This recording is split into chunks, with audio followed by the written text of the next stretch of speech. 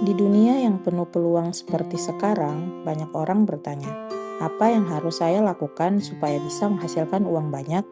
Mereka percaya bahwa uang adalah jawaban untuk semua masalah. Padahal, tanpa kecerdasan keuangan, uang justru bisa hilang secepat datangnya. Berapa banyak kisah orang yang mendapat warisan besar, naik gaji tinggi, atau bahkan memenangkan undian, namun hanya dalam hitungan bulan mereka kembali ke masalah keuangan yang sama, bahkan lebih buruk. Karena masalah mereka bukan kurang uang, tapi kurang melek keuangan. Ayah kaya selalu menekankan berulang-ulang pentingnya melek keuangan dan meletakkan fondasi keuangan yang kukuh. Seperti halnya membangun Empire State Building, semakin tinggi tujuannya, semakin dalam fondasi yang harus digali. Ayah kaya mengajarkan dasar yang sederhana tapi sangat kuat. Orang kaya membangun aset, orang kelas menengah membangun liabilitas, tapi mereka mengira itu aset. Dan bedanya sederhana, aset memasukkan uang ke kantong kita, liabilitas mengeluarkan uang dari kantong kita. Yang menentukan apakah sesuatu aset atau liabilitas bukanlah kata-kata tapi angka. Kalau kita tidak bisa membaca angka dasar, kita tidak akan pernah bisa membaca laporan keuangan dan tidak akan pernah bisa benar-benar tahu apakah sesuatu menghasilkan uang atau justru menghabiskan uang. Banyak orang dewasa terpelajar merasa hal ini terlalu sederhana karena mereka diajar secara berbeda oleh para profesional terdidik seperti bankir, akuntan, agen properti, perencana keuangan, dan sebagainya. Tapi, kesederhanaan inilah yang justru sering terlewat dan mereka tetap bekerja keras tanpa benar-benar mengerti keuangan pribadi mereka.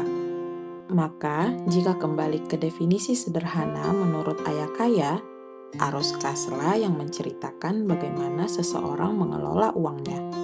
Orang kaya terus memperbesar aset, kelas menengah memperbesar liabilitasnya, sedangkan orang miskin hidup hanya dari penghasilan dan semuanya habis. Orang kaya makin kaya karena kolom aset mereka menghasilkan uang lebih dari cukup untuk menutup pengeluaran. Sisa uangnya kembali diinvestasikan, lalu aset mereka tumbuh dan penghasilannya ikut tumbuh. Kelas menengah terus berjuang karena pendapatan mereka hanya dari gaji. Ketika gaji naik, pajak naik, pengeluaran naik, liabilitas pun naik, dan mereka terus berlari dalam balap tikus keuangan tanpa pernah benar-benar maju. Bab ini mengajarkan satu aturan emas. Ketahui perbedaan antara aset dan liabilitas, bangun dan beli aset yang menghasilkan uang, dan jaga liabilitas Anda agar tetap rendah. Kalau dilakukan terus-menerus, kolom aset Anda akan berkembang, dan kebebasan finansial bukan lagi mimpi tapi sebuah kenyataan.